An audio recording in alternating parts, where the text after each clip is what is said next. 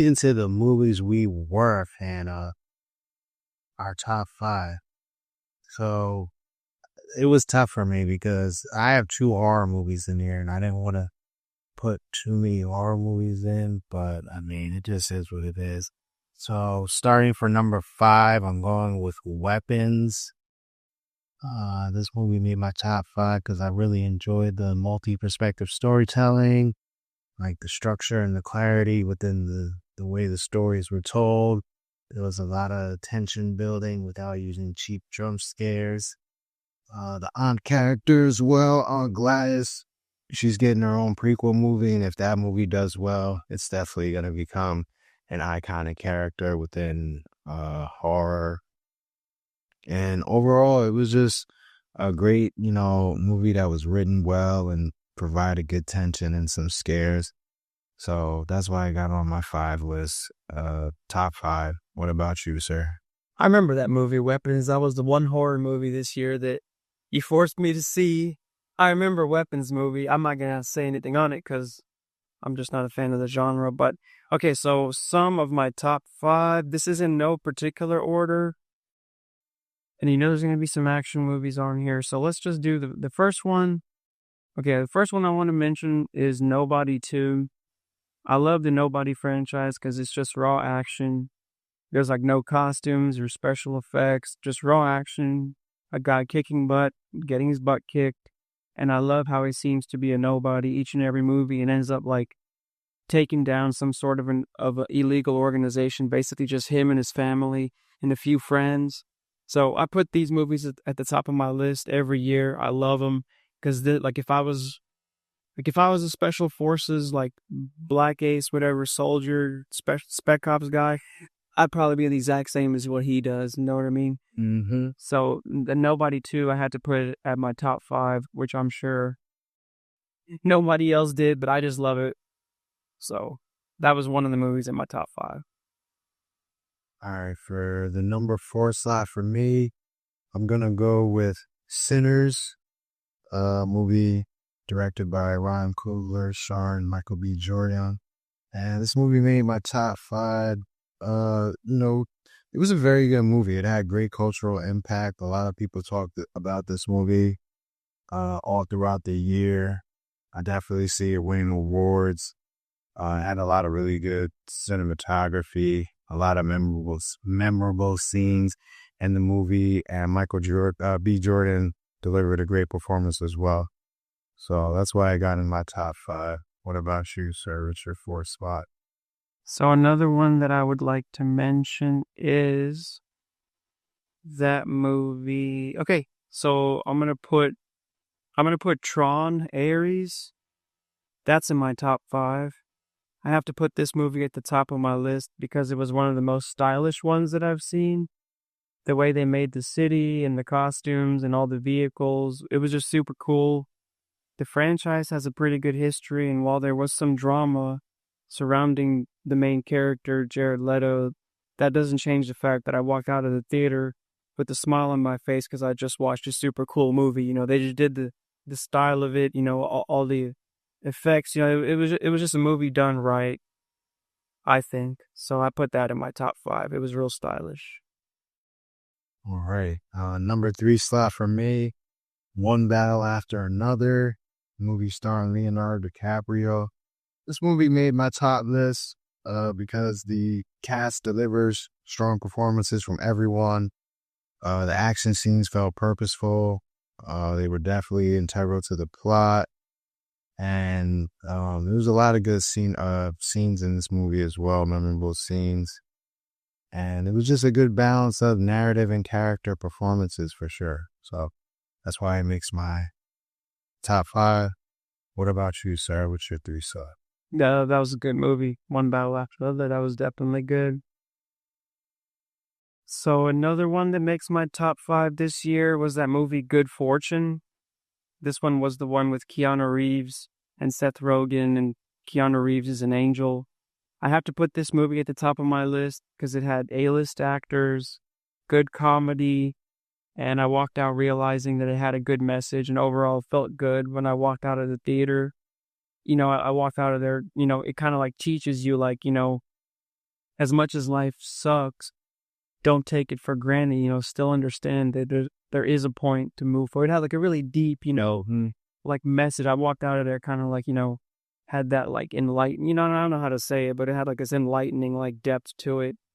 And so, yeah, it was a lighthearted, feel good movie that I definitely would see again. And it's definitely one of the ones in my top 5. All right. My number 2 slot, I've got Marty Supreme.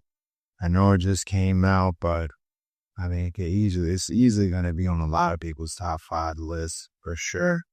Great movie. Timothy Chalamet does a great job playing Marty Mauser. He brings the character to life.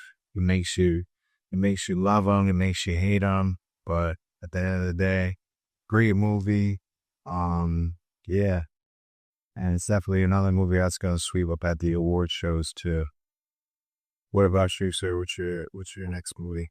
So actually, Marty Supreme was in my top 5 as well. So I'm gonna talk about this one now too. It made my top 5 because I'm a huge fan of table tennis, and it's just a good story of a character who, no matter how hard he tries, no matter how many people he hurts, no matter how many difficult situations that he has to face, life always has a way to screw him in the end. And even after raising the money and taking the punishment, remember how that guy,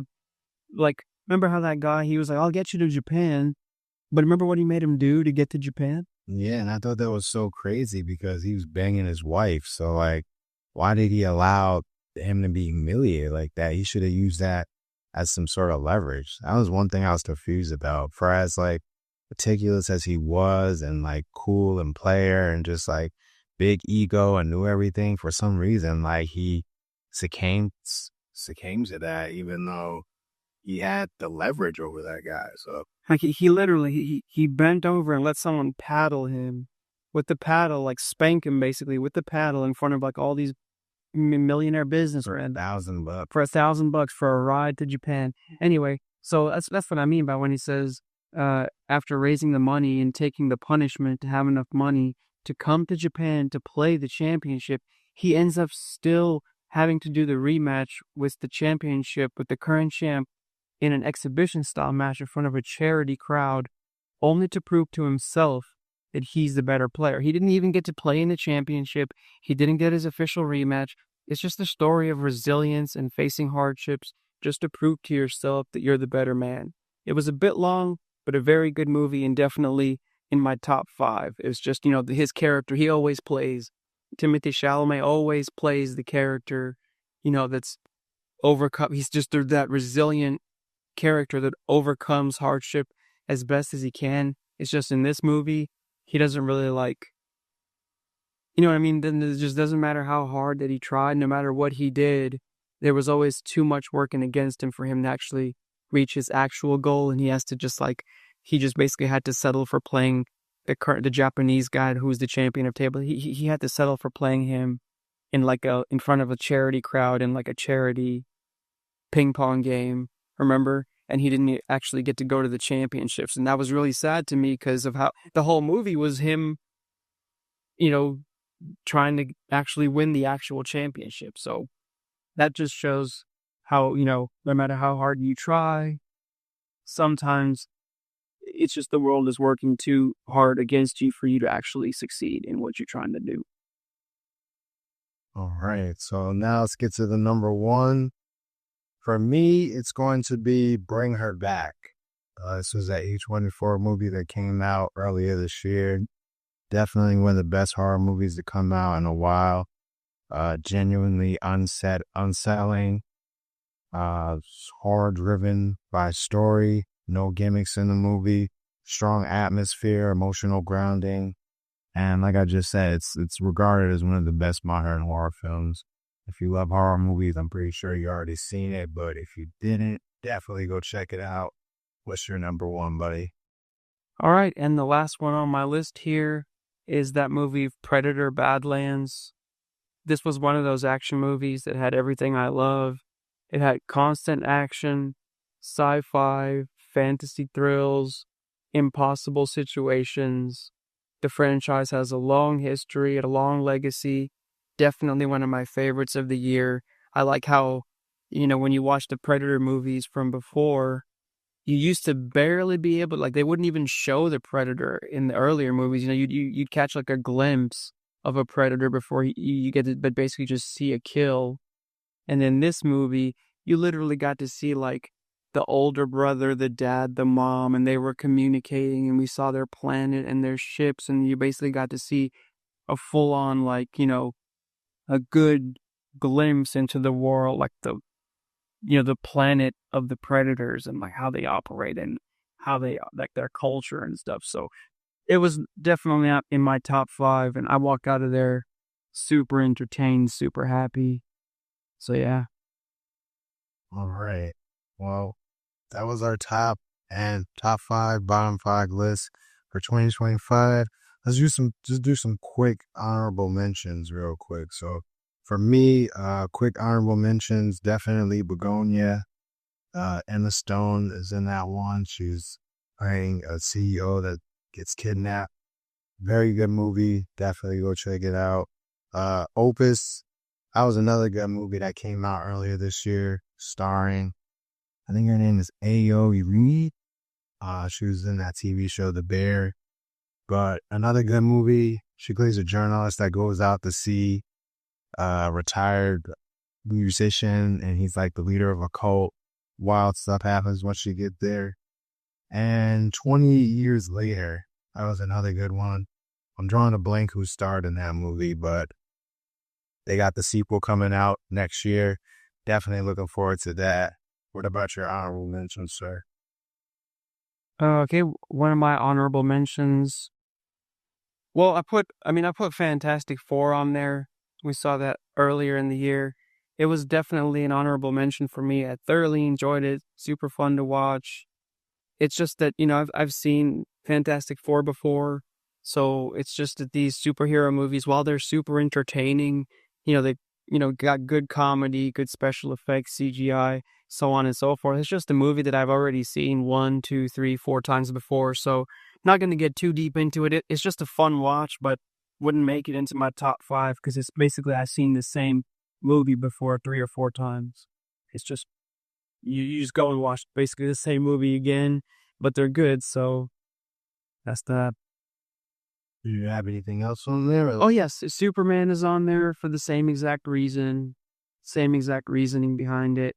And let's see, we wanted to get three of them, right? Yeah. Okay, well, Avatar 2 is on there. And this was a great movie with tons of awesomery. What is it? Three. Three? Yeah. Yeah, Avatar is my last one. So this was a great movie with tons of awesome CGI and action in it. It makes my honorable mention list, but doesn't make the top five simply due to the fact that I've seen similar movies to it before. It's super fun to watch, but you can no longer watch for the story, and you kind of just watch it for fun after you've seen a certain number of the exact same movie. So it doesn't matter. Like, they started off in the forest, then they went to the water, now they went to the volcanic ash. And I'm just wondering, like, okay, like, what's number four going to be like? Is there going to be like a different like element tribe or what?